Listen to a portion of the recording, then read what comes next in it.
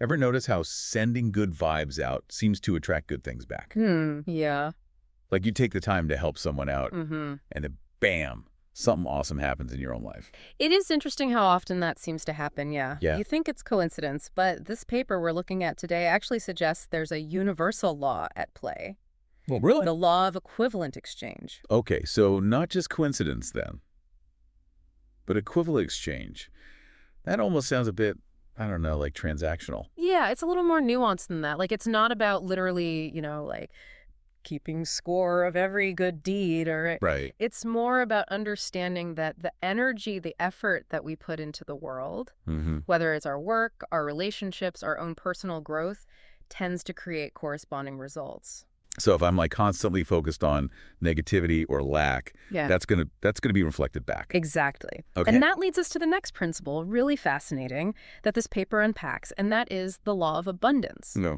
It challenges this idea that the universe is operating from a place of scarcity.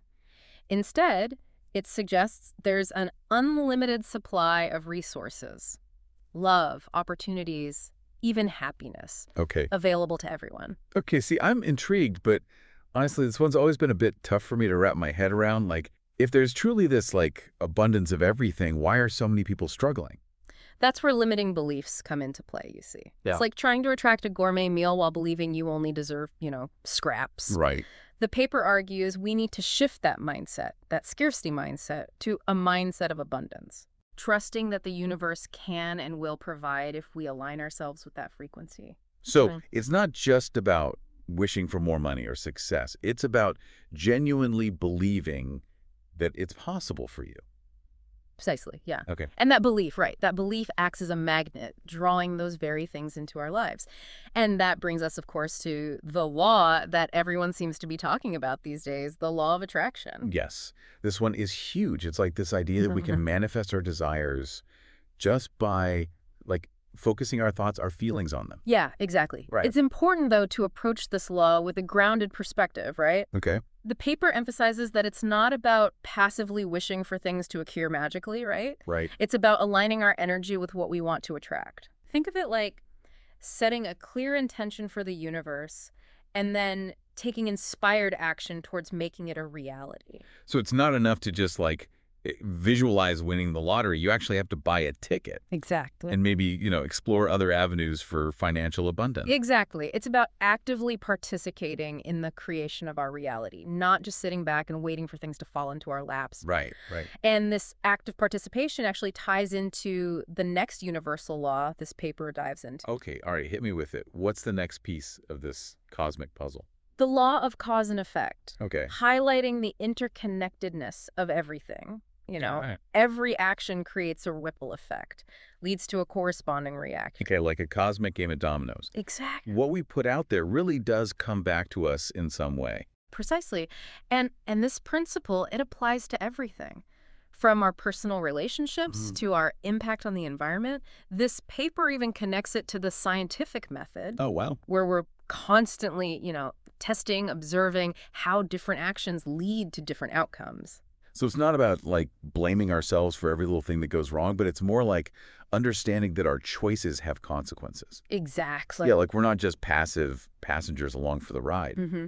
We actually have the power to influence the direction of our lives. Exactly. It's about taking ownership of our actions, realizing we have a responsibility for the energy that we bring into the world. That's a powerful thought. It makes you think twice about those, instant gratification kind of choices versus considering that long-term impact. Absolutely. And this concept of long-term impact actually brings us to perhaps the most intriguing of all the universal laws, the karmic cycle. Oh, karma. Okay, this one always sparks a lot of debate. Right. So is it true what they say? What goes around really does come around. Well, the paper describes karma as like this universal balancing act, right? Huh? Every action, every thought, intention carries a certain energetic weight. Mm-hmm. Positive actions create positive karma. Negative actions, well, there's reasons it's called bad karma. Right, right. So it is like this cosmic scorecard keeping track of our actions. I have to admit, the idea of karma, like playing out across multiple lifetimes, has always fascinated me. Is that something this paper delves into at all? It does touch on that concept. Wow. Some believe that if karma is about energetic balance, then perhaps we carry unresolved lessons, patterns from past lives that continue to influence our present experiences. Wow, that's a pretty mind-blowing concept.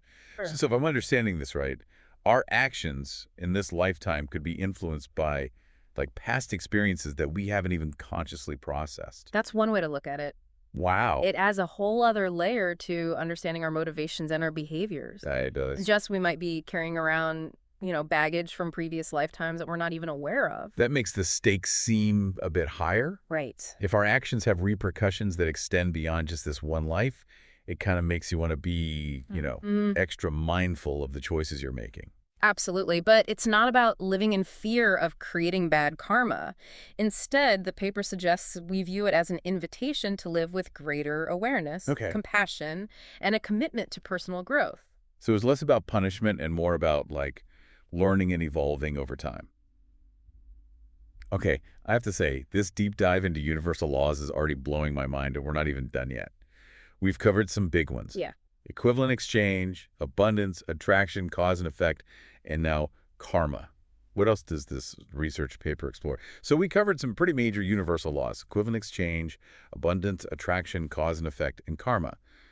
But this paper doesn't just stop there, does it? No, not quite. You're right. It feels like there's a whole universe of these laws out there. It really does. So what else is there? The paper touches on a few additional principles, each one kind of adding another layer to this whole idea of how the universe operates, right? Yeah. We could spend hours on each one, but Sure. let's at least touch on a few more. Okay, yeah, give me the Spark Notes version. All right, so one that comes to mind is the law of polarity. Oh. The idea that everything has an opposite. Okay. Light and dark, hot and cold, up and down. Right. You can't have one without the other. So then say you can't have rainbows without a little rain. Exactly. And this reminds us that, like, challenges and contrasts, they're just a natural part of life, Yeah. It's through navigating those we gain wisdom, grow, and ultimately appreciate that full spectrum of the human experience, right? It's a good way to kind of reframe those tough times. Instead of resisting them, we can look at them as opportunities Exactly. to grow. And speaking of cycles, that brings us to another one,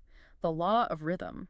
Okay. This law suggests that everything moves in cycles, like the tides, the seasons, Right. even our own lives. We have our ups and downs. I'm seeing a theme here. So it's like the universe has its own rhythm. Yeah, And if we can understand that, it'll help us navigate life a little better. exactly. Yeah, by recognizing those patterns, we can ride the waves of change a little easier with a bit more grace, more resilience. Instead of resisting. Yeah, instead of resisting, exactly. It's like learning to dance with the universe.